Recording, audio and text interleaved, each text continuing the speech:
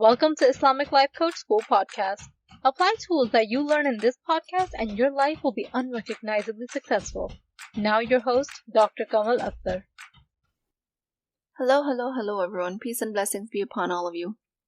Allah subhanahu wa ta'ala says in the Quran, part of Ayah 60 in Surah 40, "Call upon me, I will respond to you." Some people say to leave your affairs in Allah and let your answer to your dua unfold.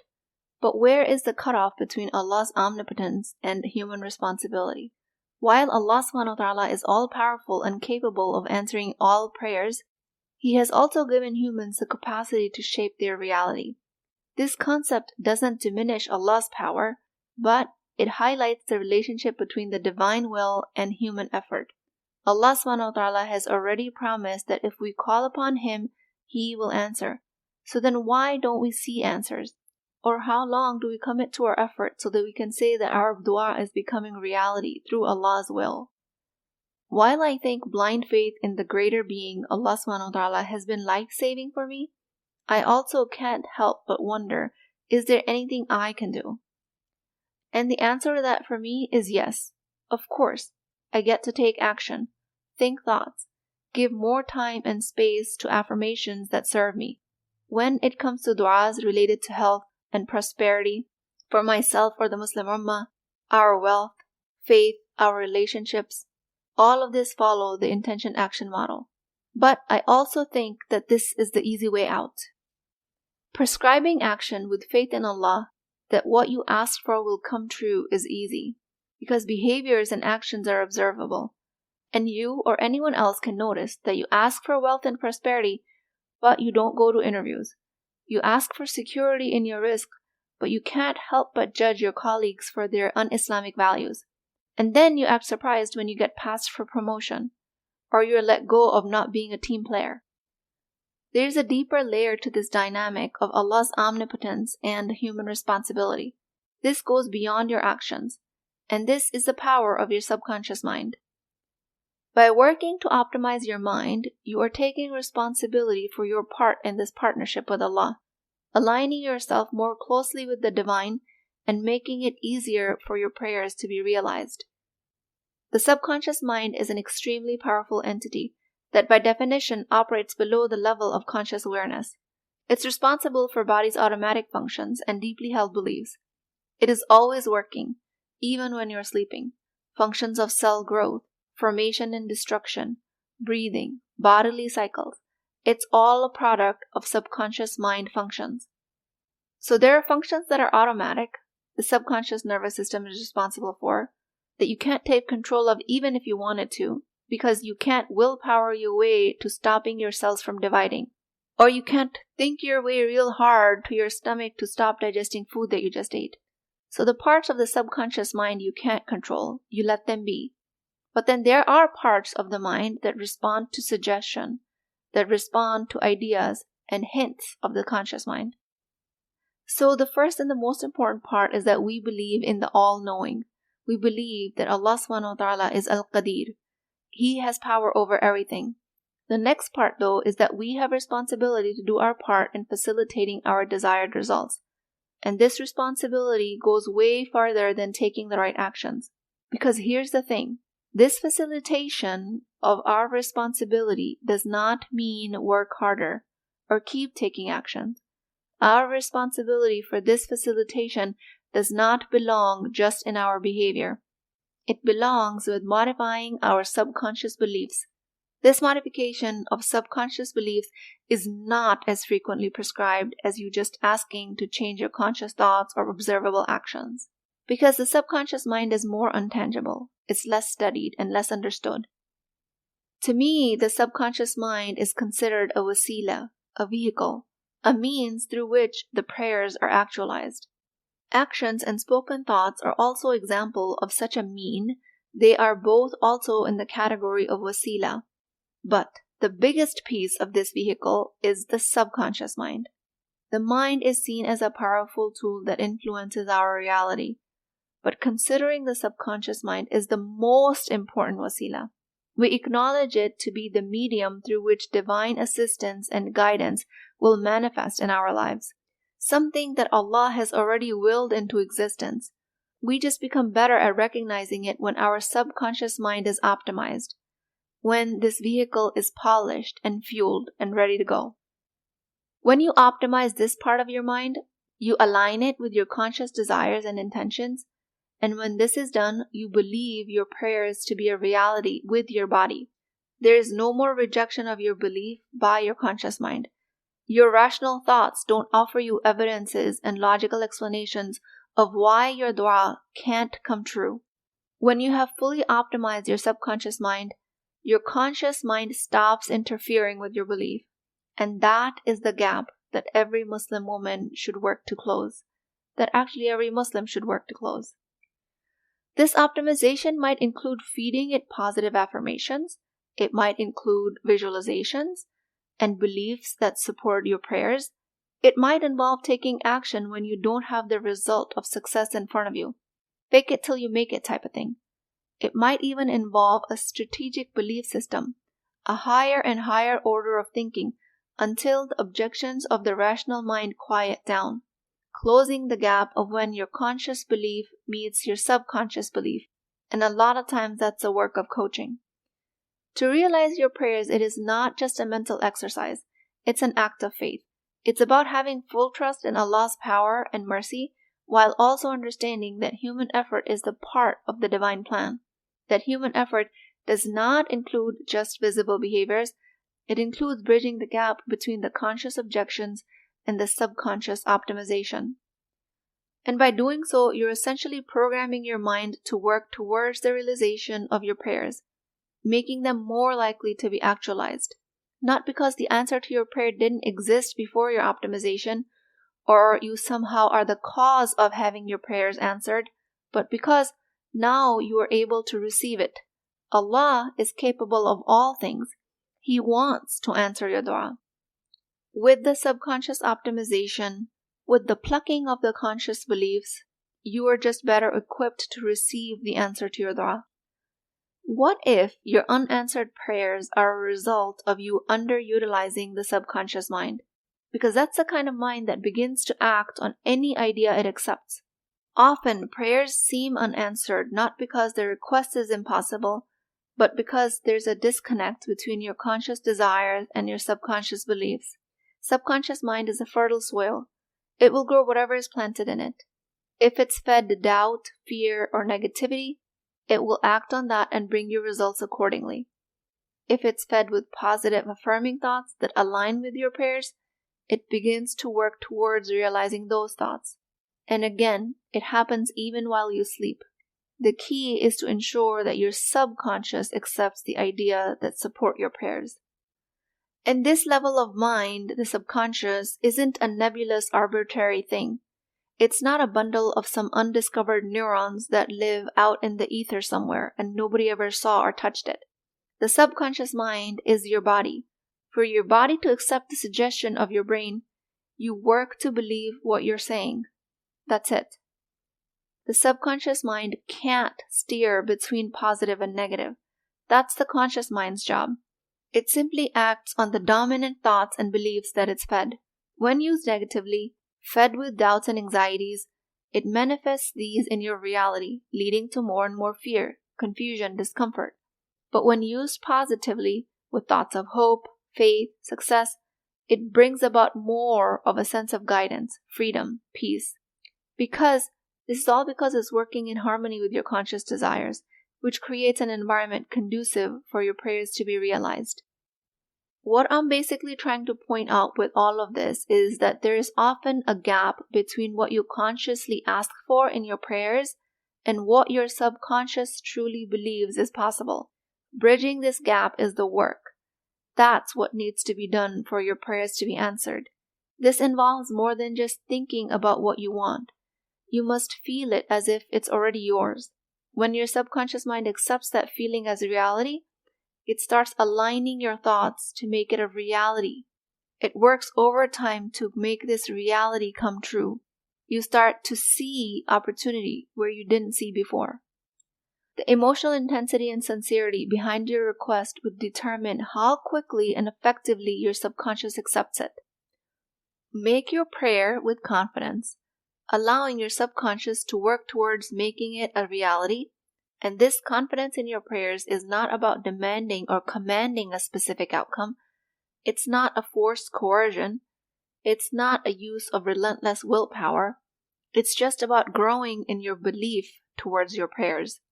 It's about gradual development of that belief that what you're asking for is possible.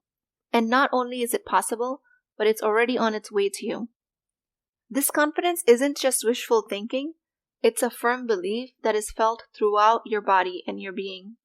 When you pray with this level of confidence, your subconscious picks up on the certainty and acts on it more powerfully. It begins to notice and create pathways and opportunities to bring your prayer into reality. The level of confidence in your prayer is just like giving a clear, direct command to your subconscious to work tirelessly towards the goal. And when I use the word tirelessly, I don't mean tiringly, like you get tired when your conscious mind works nonstop. Remember, your subconscious mind is working even while you sleep. Once you bridge that gap between your conscious and your subconscious, that's when it has accepted the message, and that's when the objections of your rational mind disappear. And this is where you've optimized your subconscious mind fully. You've essentially delegated the task of your responsibility towards making your dua come true to a more efficient part of your nervous system. You have essentially outsourced your duty. When the subconscious mind works towards a goal, not only does it do it tirelessly, it actually doesn't tire out. It rejuvenates you. It actually makes you feel rested and peaceful. The way subconscious mind presents answer to you is not forced, but it's easy and natural. In bridging the gap of this work, especially with coaching, there are multiple ways you can do it. One way I often see coaches advise is that people do it through positive affirmations. And while it's very important to maintain a positive outlook, forcing yourself into an unrealistically optimal state is counterproductive. And this is called toxic positivity. This is a level of positivity that you're told to maintain by suppressing your uncomfortable and difficult negative emotions.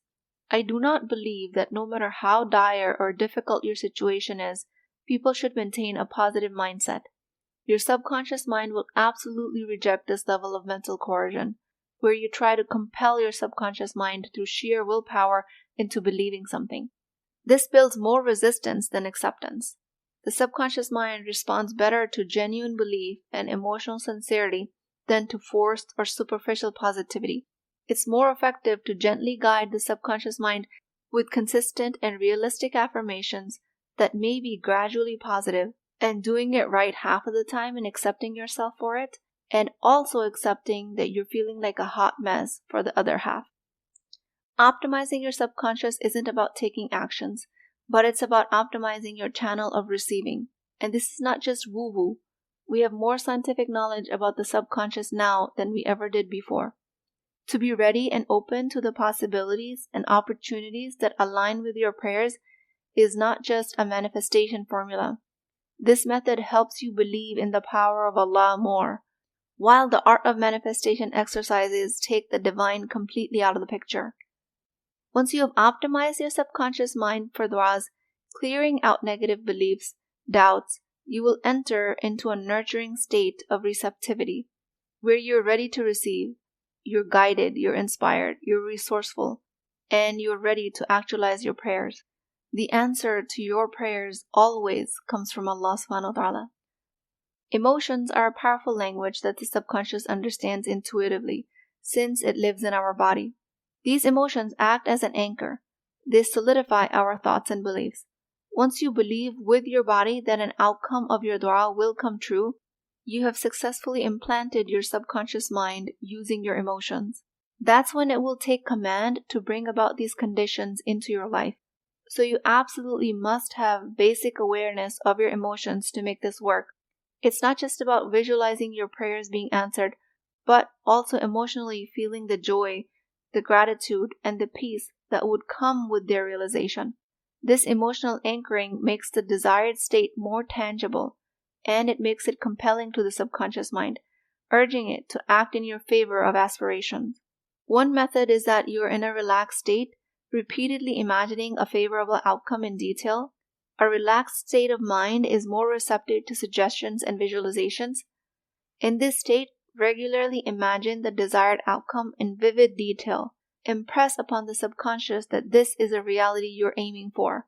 Include as many details as possible: the settings, the emotion you're feeling, the words you might hear, the actions you would take. This detailed imagery helps to reinforce your desired outcome, making it more of a reality, tangible and attainable to your subconscious mind. And then continue to reinforce your vision against the doubts that arise during the day, because they will arise. The rational mind will insist on making its objections known. Don't resist this process. Doubts and fears are natural. While of course we know that they undermine the work you're doing to align your subconscious with your prayers, resisting these doubts is more harmful than letting them be present. When you guilt yourself for not being able to fully believe what you're asking for in your du'as, you have enhanced that doubt 100%. Because now you not only have disbelief in the outcome of your du'a, you also have guilt and shame on top of it. It does not make the bridging of your gap any easier. When doubts arise, just let them be present. Of course you have doubts. You're aiming for something that is not currently a reality in your life. Of course your conscious mind is going to throw a conniption. Let it. When you see a doubt or fear come up, just gently guide your thoughts back to your positive visualizations. Key word being gently. No need to guilt yourself for not believing something fully yet. This makes it more possible for you to have the ability to consistently redirect your focus from doubt to belief, which strengthens your mental resolve and keeps your subconscious aligned with your objectives. Your subconscious is the reservoir of wealth, multiplying and magnifying what you deposit into it. It is incredibly potent, and it can bring about astonishing results when you properly direct it. If you deposit thoughts and feelings of wealth, prosperity, success, longevity, resources, it works to multiply these and presents them to you in your life. Understanding this principle will encourage you to be mindful of what you're depositing into your subconscious. That way you can ensure that everything you deposit is in line with your aspirations and your du'as.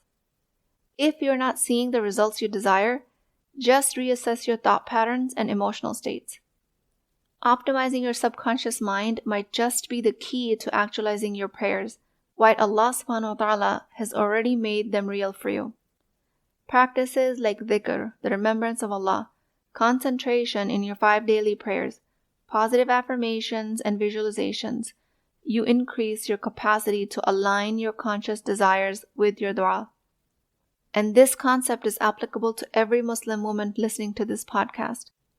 With that, I pray to Allah subhanahu wa ta'ala, O Allah, the ultimate creator and the fulfiller of all prayers, we acknowledge your all-encompassing power in making all of our supplications into a reality. We recognize that our subconscious is a wasila, a means that you alone has gifted us just to facilitate the realization of our prayers. Guide us, O Allah, to optimize our minds, engaging in active, faith-driven process that only seeks your divine favor. O Allah, bring us closer to your essence through this work. May our thoughts and actions reflect our journey towards your pleasure and the manifestation of your will in our life. Ameen Ya Rabbal Alameen. Please keep me in your du'as. I will talk to you guys next time. If you're interested in getting coached by me, I'm offering a very affordable opportunity to do that with Wisdom Wednesdays. This is not a course, not a lecture. This is an opportunity for live coaching, real change with Islamic adab and etiquette. You do not need more information. You actually need a space to create change. At $19.99 a month, which is a price of takeout dinner, you as a Muslim woman will create confidence, intimacy, and connection without shame or fear of judgment, because your privacy is my highest priority. So join at www.islamiclifecoachschool.com. Resources, Wisdom Wednesdays. I'll see you inside, inshallah.